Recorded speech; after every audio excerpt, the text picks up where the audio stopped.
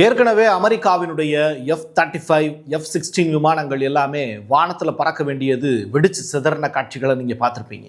இப்போ நம்ம பார்க்க போகிற காட்சிகள் F-18 அப்படிங்கிற அந்த அமெரிக்காவினுடைய போர் விமானம் வெடித்து சிதறக்கூடிய காட்சிகள் தான்.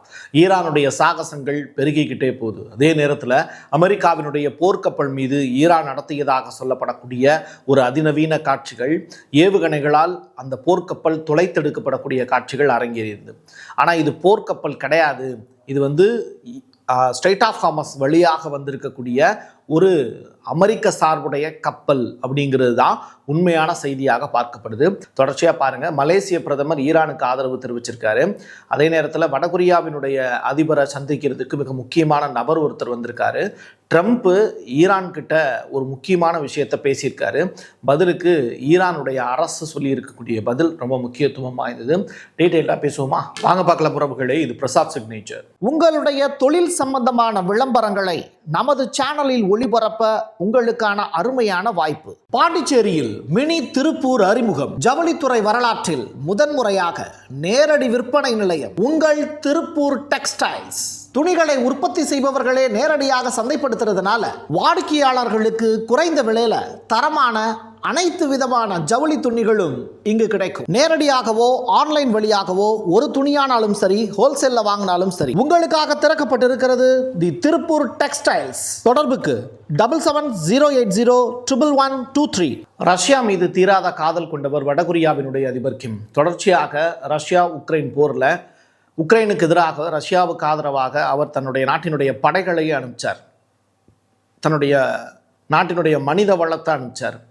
யாருக்காக? ரஷ்ய அதிபர் புட்டினுக்காக. ரெண்டு பேருக்கு இடையில் இருக்கக்கூடிய நெருங்கிய நட்பு. அந்த மாதிரி இப்படிப்பட்ட சூழ்நிலையில் வடகொரியாவினுடைய அதிபர் கிம்மை சந்திக்கிறதுக்காக பெலாரஸினுடைய அதிபர், ரஷ்யாவினுடைய நெருங்கிய நண்பர் அலெக்சாண்டர் அவர்கள் வந்திருந்தாங்க.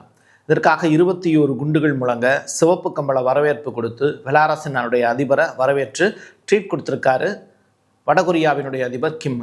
ரெசிஸ்டன்ஸ் நியூஸ் நெட்வொர்க் இவங்க வெளியிட்டிருக்கக்கூடிய அந்த அறிக்கையின்படி, இஸ்ரேலுக்கு விழுந்த பலத்த அடியாக கருதப்படுவது நெகேவ் அப்படிங்கிற பகுதிக்கு பக்கத்தில் அமைந்திருக்கக்கூடிய ஐசிஎல் ரோட்டம் அப்படிங்கிற அந்த கட்டமைப்பு மீது ஈரான் நடத்தி இருக்கக்கூடிய தாக்குதல். இந்த கட்டமைப்பு எதற்காக பயன்படுத்தப்படுது அப்படின்னா, முழுக்க முழுக்க ஒயிட் பாஸ்பரஸ் அப்படிங்கிற அந்த தடை செய்யப்பட்ட மருந்தை பயன்படுத்தி தயாரிக்கிறதுக்காக பயன்படுத்தப்பட்ட ஒரு நிறுவனம். அந்த நிறுவனத்தின் மீது ஈரான் இப்போது அட்டாக் பண்ணியிருக்காங்க. டிமோனா நகருக்கு பக்கத்தில் தான் இந்த ரோட்டம் அப்படிங்கிற தொழிற்பேட்டை இருக்குது அப்படின்னு சொல்கிறாங்க. தொடர்ச்சியாக இந்த ஐசிஎல் ரோட்டம் மேலே 2 முறைக்கு மேலே ஈரான் நடத்தி இருக்கக்கூடிய தாக்குதலில் ஏகப்பட்ட பாதிப்பு ஏற்பட்டிருக்கு அப்படிங்கிறது தான் கிடச்சிருக்கக்கூடிய ரிப்போர்ட்.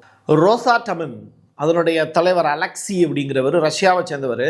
அவர் இப்போ ஈரானுடைய அணுசக்தி முகமை மீது ஒரு சின்ன சந்தேகத்தை எழுப்புறார். அதாவது என்ன சொல்கிறாருன்னா, புசேர் அப்படிங்கிற அணுமின் நிலையம் ஈரானில் இருக்குது. இதன் மீது இஸ்ரேல் அட்டாக் பண்ணாங்க. இதனால் அணு கதிர்வீச்சு வெளியாகி இருக்கலாம் அப்படிங்கிறத தான் இவர் சந்தேகமாக எழுப்பியிருக்காரு.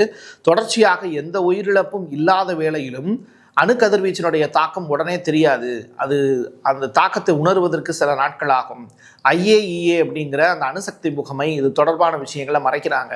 அமெரிக்காவுக்கு சாதகமாக அவங்க செயல்படுறாங்க அப்படின்னு இவர் சொல்லியிருக்கார்.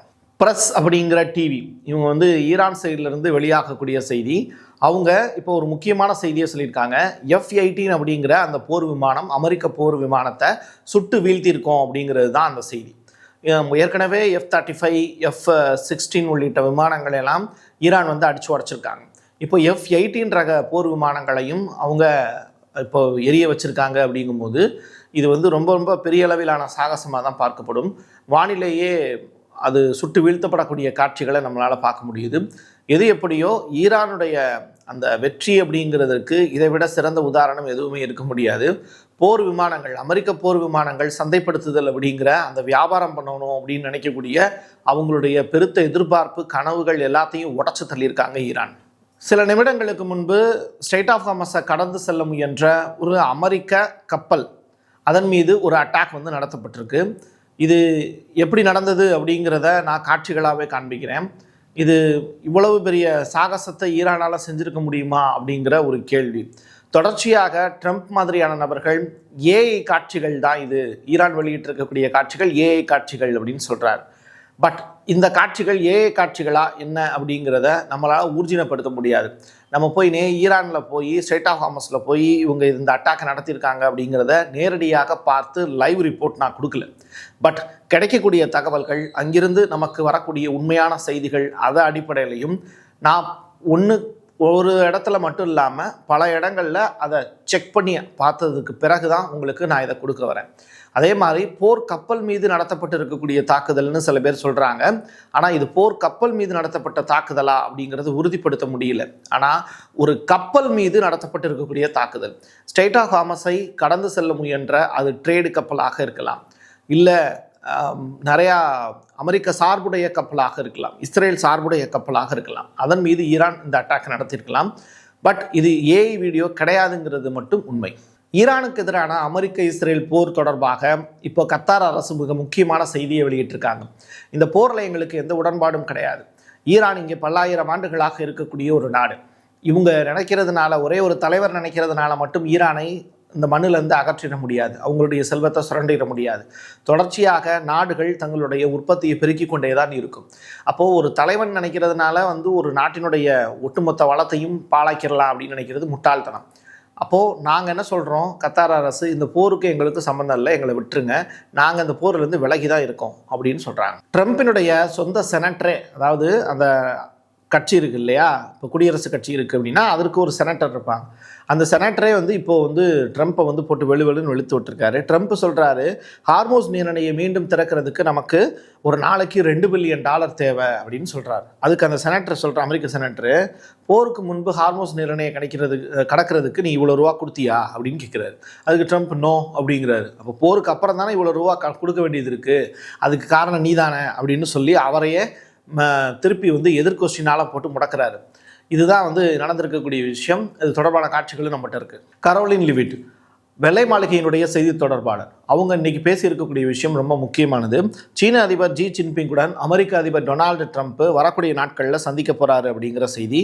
மே 14, 15 இந்த 2 நாட்கள் அமெரிக்க அதிபர் சீன அதிபர் ஜி ஜின்பிங்குடன் சீனாவில் நடக்கவிருந்த நீண்ட காலமாக எதிர்பார்க்கப்பட்டு வந்த அந்த தேதிகளில் போக போகிறார் சீனாவுக்கு அப்படிங்கிற செய்தி. ஸோ மே 14, 15 இதற்குள் போர் முடிவடையும் அப்படின்னு எதிர்பார்க்கலாம். ட்ரம்பினுடைய முயற்சி அதை நோக்கிய பயணமாக இருக்கலாம். ரெண்டாவது, சீனாவுக்கு போக மாட்டேன் அப்படின்னு சொன்னவர் இப்போ போகிறாரு அப்படின்னா சீனாவினுடைய உதவி அவருக்கு ஏதோ ஒன்று கிடச்சிருக்கலாம். அதனால தான் மகிழ்ச்சி பொங்க அவர் அங்கே போகக்கூடிய நிகழ்வு அரங்கேறுவதற்கு தொடர்பாக ஒயிட் ஹவுஸ் இப்போ அனௌன்ஸ்மெண்ட்டை கொடுத்துருக்காங்க. மலேசிய பிரதமர் அன்வர் இப்ராஹிம் இந்தியாவினுடைய பிரதமர் நரேந்திர மோடி எல்லாம் பேசியிருக்காரு ஃபோனில். இப்போ என்ன அப்படின்னா, அவர் சொல்லியிருக்கக்கூடிய விஷயம், நாங்கள் ஈரானுடன் உறுதுணையாக இருக்கிறோம். குறிப்பாக ஈரானிய எல்லைகளுக்குள்ளும் லெபனானிலும் இஸ்ரேலுடைய தாக்குதல்கள் தொடர்ந்து அத்துமீறி நடந்து வருகிறது. இது வன்மையாக கண்டிக்கத்தக்கது. இஸ்ரேலுக்கு தொடர்ச்சியாக கண்டனங்களை பதிவு செய்கிறது மலேசியா அப்படிங்கிற அந்த ஸ்டேட்மெண்ட்டையும் பதிவு செஞ்சிருக்காரு. ஈரானில் யாரும் உச்சபட்ச தலைவர் அப்படிங்கிற போஸ்டிங்க்கு உட்கார சொன்னோம் அப்படின்னா அவங்க கண்டிப்பாக உட்கார மாட்டாங்க. முஸ்தபா கமனி ரொம்ப தைரியமானவர், அவர் போய் உட்காந்துருக்காரு. அங்கே இருக்கக்கூடிய தலைவர்கள் எல்லாருமே தலைவர்களாக அறிவிக்கப்பட்ட உடனேயே சாக போகிறோம் அப்படிங்கிறது தெரிஞ்சு தான் போய் உட்கார்றாங்க. இது எனக்கு ஒரு பக்கம் ஆச்சரியமாக இருக்குது அப்படிங்கிற ஸ்டேட்மெண்ட்டை சொல்கிறார். சரியா? இது அதே நேரத்தில் ஈரான் மீதான போர் அப்படிங்கிற ஒரு விஷயத்தை நான் இராணுவ நடவடிக்கைன்னு தான் சொல்லுவேன். எப்படி ரஷ்யாவை பார்த்து காப்பிடிக்கிறார், இது ஒரு ஸ்பெஷல் மிலிட்ரி ஆப்ரேஷன் அப்படிங்கிற மாதிரியான ஸ்டேட்மெண்ட் தான் சொல்லுவேன் அப்படிங்கிற அந்த ஸ்டேட்மெண்ட்டை சொல்லியிருக்கார். இவர் இப்படி பேசிக்கிட்டு இருக்கும்போது பேரலாக இந்த ஸ்ட்ரெய்ட் ஆஃப் ஹார்மஸை கடந்துட்டு போகிறது தொடர்பாக ஒரு இன்டர்வியூவில் ஈரானுடைய ஃபாரின் மினிஸ்டர் அப்பாஸ் அராக்கி ஒரு விஷயத்தை பதிவு செய்கிறார். என்ன சொல்கிறாருன்னா, வரலாற்றில் எந்த நாடுமே பூமியினுடைய மிக முக்கியமான அணுசக்தி தளமாகவும் அணு ஆயுதங்களை அமைதியாக அப்படியே கையில் வச்சுக்கிட்டு தாண்டவம் ஆடிக்கிட்டு இருக்கக்கூடிய அமெரிக்காவுக்கு எதிராக இவ்வளவு பெரிய போரை நடத்தினதா வரலாறே கிடையாது. ஆனால் எங்ககிட்ட இருக்கக்கூடிய மிசைல்ஸை வச்சே நாங்கள் அமெரிக்காவை முடக்கிக்கிட்டு இருக்கோம், எங்ககிட்ட இருக்கக்கூடிய அந்த கடல் வளத்தை வச்சு அமெரிக்காவை முடக்கிக்கிட்டு இருக்கோம். இப்படி பூமியில் இந்த கடந்த 200 ஆண்டுகால வரலாற்றில் இவ்வளவு பெரிய நிகழ்வை அமெரிக்காவுக்கு எதிராக செய்த எந்த ஒரு நாடுமே கிடையாது. அப்படிப்பட்ட சர்வ வல்லமை படைத்த நாடாக இப்போ ஈரான் மாறி இருக்கு அப்படிங்கிறத நான் பெருமை பொங்க உலகுக்கு அறிவிக்கிறேன் அப்படிங்கிறத ஈரானுடைய ஃபாரின் மினிஸ்டர் அப்பாஸ் அராக்கி பேசியிருக்கார். அது உண்மையும் கூட. அமெரிக்காங்கிற ஏகாதிபத்தியத்துக்கு எதிராக யாரும் சண்டை போட்டு இவ்வளவு நாள் தாக்கு பிடிச்சது கிடையாது. அதை தாண்டி ஈரானுடைய வெற்றி அப்படிங்கிறதும் இந்த இடத்துல உறுதிபட தெரியுதுங்கிறது தான் சொல்லி நிறைவு செய்கிறேன். என் கையெழுத்து என் மக்களுக்கானது உறவுகளே. மீண்டும் ஒரு பதிவில் சந்திக்கலாம். நன்றி, வணக்கம். உங்களுடைய தொழில் சம்பந்தமான விளம்பரங்களை நமது சேனலில் ஒளிபரப்ப உங்களுக்கான அருமையான வாய்ப்பு. பாண்டிச்சேரியில் மினி திருப்பூர் அறிமுகம். ஜவுளித்துறை வரலாற்றில் முதன்முறையாக நேரடி விற்பனை நிலையம் உங்கள் திருப்பூர் டெக்ஸ்டைல்ஸ். துணிகளை உற்பத்தி செய்பவர்களே நேரடியாக சந்தைப்படுத்துறதுனால வாடிக்கையாளர்களுக்கு குறைந்த விலையில தரமான அனைத்து விதமான ஜவுளி துணிகளும் இங்கு கிடைக்கும். நேரடியாகவோ ஆன்லைன் வழியாகவோ ஒரு துணியானாலும் சரி, ஹோல்சேல்ல வாங்கினாலும் சரி, உங்களுக்காக திறக்கப்பட்டிருக்கிறது தி திருப்பூர் டெக்ஸ்டைல்ஸ். தொடர்புக்கு 7708011123. Prasad signature media broadcasting private limited. நீங்க நியூஸ் ரீடரா மாறணுமா, கண்டென்ட் கிரியேட்டரா உருவாகணுமா, சேட்டலைட் சேனல்ல ரிப்போர்ட்டரா வேலை பார்க்கணுமா, டாக்குமெண்ட்ரி மேக்கிங்ல இருந்து ஜேர்னலிசம் பற்றிய முழுமையான பயிற்சி பெற உங்களுக்கான அருமையான வாய்ப்பு. எங்களை தேடி வாங்க. ஆன்லைன் மற்றும் நேரடி பயிற்சி வகுப்புகளும் சர்டிபிகேட் கோர்ஸாவே கத்துத்தரும். மீடியா துறையில் 10 ஆண்டுகளுக்கு மேல அனுபவம் உள்ளவர்கள் பயிற்சி கொடுப்பார்கள். வாய்ஸ் ஓவர் தொடங்கி வாய்ஸ்லெஸ் பீப்புளுக்காக உங்களை சிறந்த ஜேர்னலிஸ்டா உருவாக்க வேண்டியது எங்களோட பொறுப்பு. ஸ்கூல்ஸ் அண்ட் காலேஜஸ்ல ஜூனியர் ஜேர்னலிஸ்ட்ங்கிற பேர்ல ஒர்க் ஷாப்பும் கண்டக்ட் பண்ணி கொடுக்கிறோம். மோட்டிவேஷனல் ஸ்பீக்கரா கடந்த 15 ஆண்டுகளா கல்வி நிறுவனங்களுக்கு நிகழ்ச்சிகளும் நடத்தி தரோம். தொடர்புக்கு 9944790333 94493594. prasad signature@gmail.com.